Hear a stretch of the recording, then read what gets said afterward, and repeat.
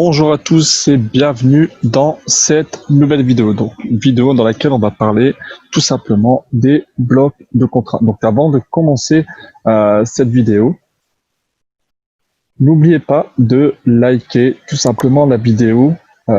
Juste un petit pouce, ça donne un peu de motivation. D'accord, ça nous aide aussi à continuer.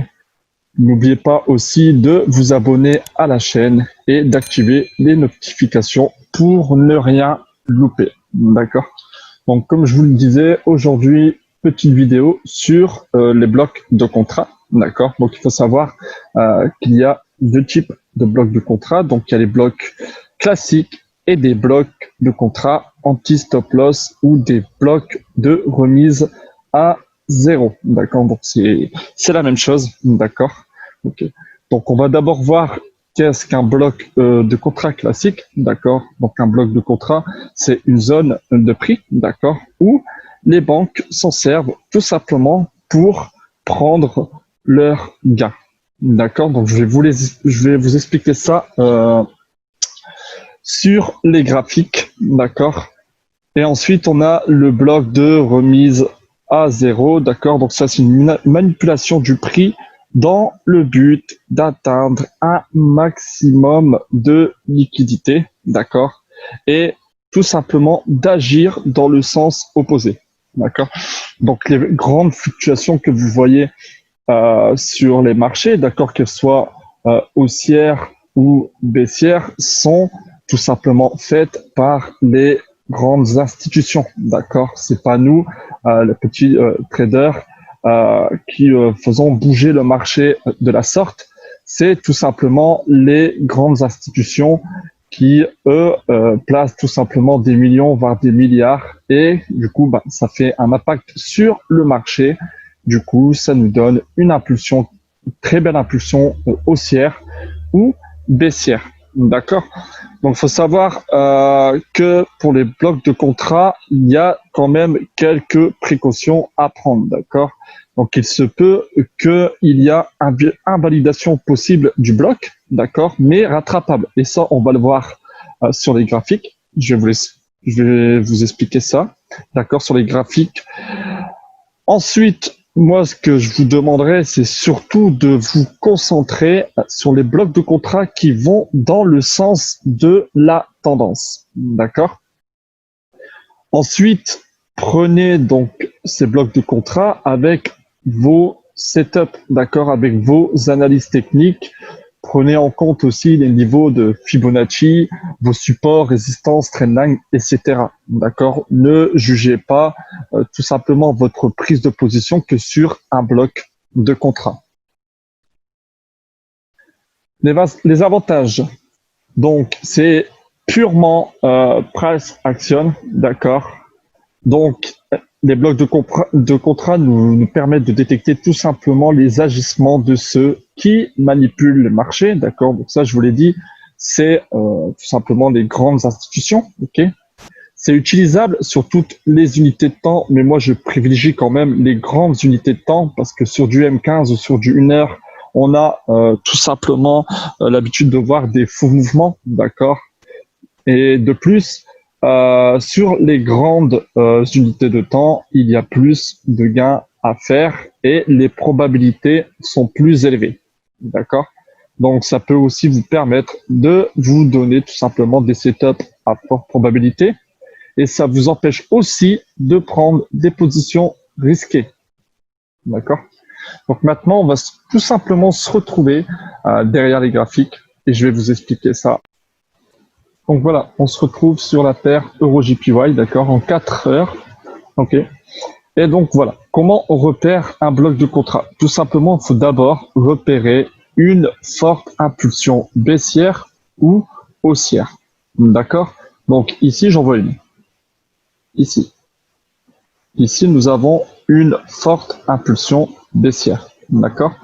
Donc là, comment on fait pour tracer notre bloc de contrat? Donc, il faut savoir aussi que l'impulsion baissière ou haussière, d'accord, doit vraiment être, comment dire, forte, donc sans correction. Donc là, vous avez 1, 2, 3, 4, voire 5 bougies baissières, d'accord, en continuité. Donc sur du 4 heures, ça nous fait une belle impulsion baissière, d'accord. Donc pour tracer le bloc de contrat, on doit tout simplement prendre la bougie qui précède tout simplement cette impulsion. Cette bougie doit être du sens opposé de l'impulsion. Donc là, on a une impulsion baissière et ici, on a une bougie haussière. D'accord? Donc, qu'est-ce qu'on fait? Je vais zoomer un peu plus. Hop. Voilà. Donc, on prend le rectangle, d'accord, ici sur TradingView, et en fait, tout simplement, nous traçons en prenant la mèche, prenant en fait complètement la bougie entière avec les mèches et nous traçons le bloc, d'accord? Voilà. Donc en fait, le bloc doit tout simplement recouvrir toute la bougie en prenant en compte les mèches, d'accord? Et on trace le bloc. Donc là, qu'est-ce qui se passe? Donc, il faut s'armer de patience et on attend que le prix revienne. Donc là, normalement, on doit attendre pour un bloc de contrat classique que le prix bute ici pour repartir à la baisse. Manque de peau. Là, le prix, qu'est-ce qu'il fait? Bah, tout simplement, il vient casser notre bloc de contrat, retester, puis repartir à la hausse. Donc là, en fait, on est sur le deuxième type de bloc de contrat. Donc, on est sur un bloc de contrat de remise à zéro. Et c'est pour ça qu'au début de la vidéo, je vous disais que les blocs de contrat sont récupérables. Ça veut dire que même si vous êtes placé ici, vous êtes sorti en stop loss, d'accord? Mais si vous patientez et que vous reprenez position ici, vous dites, ah ben voilà, c'est un bloc de contrat de remise à zéro, ben vous pouvez reprendre une position et regarder le marché ce qu'il fait, tout simplement. Eh ben, il continue sa tendance haussière. D'accord? Donc là, on est sur la tendance. On a un bloc de contrat de remise à zéro. On se replace tout simplement sur le retest. Et vous voyez, hein, c'est presque au millimètre. Hein. Donc, on vient taper la mèche du bloc de contrat ici. D'accord? Donc, vraiment, la limite du bloc de contrat pour repartir à la hausse et même assez fortement. D'accord? Donc ça, c'est un exemple de type de bloc de contrat de remise à niveau. Maintenant, on va essayer de trouver un bloc de contrat classique. Donc ici, on a une belle impulsion haussière. D'accord? 1, 2, 3, 4, 5, 6 bougies. On a notre bougie qui va dans le sens opposé de l'impulsion haussière. D'accord? Donc, comme je vous ai dit, on prend tout simplement la bougie entière et on englobe d'un rectangle et on vient tracer, d'accord? Et on patiente que le prix revienne tout simplement dans cette zone. Et là, qu'est-ce qui se passe? Regardez, on vient taper ce bloc de contrat presque au millimètre, parce que je l'ai mal tracé. J'essaie d'être le plus précis possible. Voilà. Et voilà. Voilà. Regardez, on vient taper, toucher, boum, le bloc de contrat. Et qu'est-ce qui se passe? Le marché repart à la hausse. Donc là, on est aussi sur la tendance, d'accord? Et le marché repart à la hausse.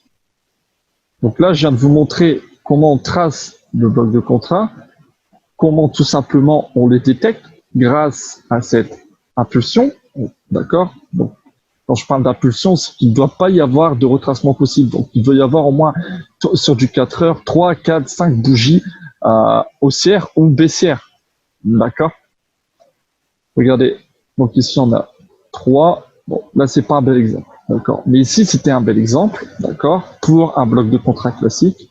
Et ici, c'était un bel exemple pour un bloc de contrat de remise à niveau. Donc, quand je vous parlais des blocs de contrat qui étaient récupérables, bah, c'était pour le type 2, d'accord? Donc, même si vous faites sortir ici, vous prenez une position à la vente, bah, juste après, vous reprenez une position à l'achat, vous avez détecté qu'en fait, c'était juste le bloc de contrat qui était cassé, que les investisseurs, les grandes institutions ne voulaient plus vendre à cette zone de prix, mais plutôt acheter. Donc, il y a un retest. Et là, on liquide, on prend tous les stops. Et là, on enchaîne avec une belle impulsion haussière. Donc, beaucoup de liquidités placées ici. Et vous regardez, ça part, il y a à peu près, si vous avez pris une position à la clôture de cette bougie, Donc là, il y a plus de 495 pips, d'accord? Donc voilà, donc ça c'est type 2 du bloc de contrat, donc bloc de contrat de remise à zéro, et là c'est un bloc de contrat classique, d'accord? Donc je ne vais pas m'amuser à chercher tout partout, là on a deux bels exemples. Maintenant vous savez comment les détecter, hein, d'accord? Et vous savez aussi comment les tracer. Et après, il ne faut pas se servir que de ça. Après, appliquer aussi, c'est mieux de prendre position donc sur un bloc de contrat, mais avec une zone de support, une zone de résistance, d'accord? Donc, comme ici, on a un bloc de contrat, mais on a aussi un support résistance, d'accord? Ici, tac, je vais mettre en gris. Voilà. Donc ici, sur un time frame inférieur, là, on voyait que c'était une résistance donc qui a été cassée. Et là, on a un retest de cette résistance plus sur le bloc de contrat. Donc déjà, ça nous fait deux choses. Ensuite, je sais pas, on peut essayer de mettre un Fibonacci. Enfin, le Fibonacci ne passera pas sur les zones de retracement. Non. Donc le Fibonacci n'est pas très clair ici. Ou alors une trendline ici, d'accord, ou autre. D'accord? Pareil pour ce bloc de contrat ici, donc de remise à zéro. Ici, on avait une belle résistance. Ici.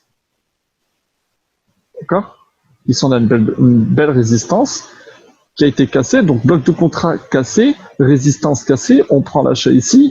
On sait que le prix va partir, qu'il y a de fortes chances que le prix va partir à la hausse. Donc, on continue sur la même tendance. D'accord? N'oubliez jamais ça. Si vous voulez trader ce genre de choses, restez toujours sur la tendance. OK? Donc voilà, donc j'espère que cette vidéo vous a plu. J'espère que vous avez bien compris l'utilisation des blocs de contrat.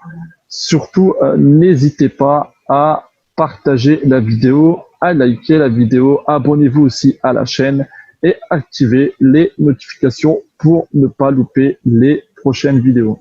Donc moi, je vous dis à très bientôt. Merci.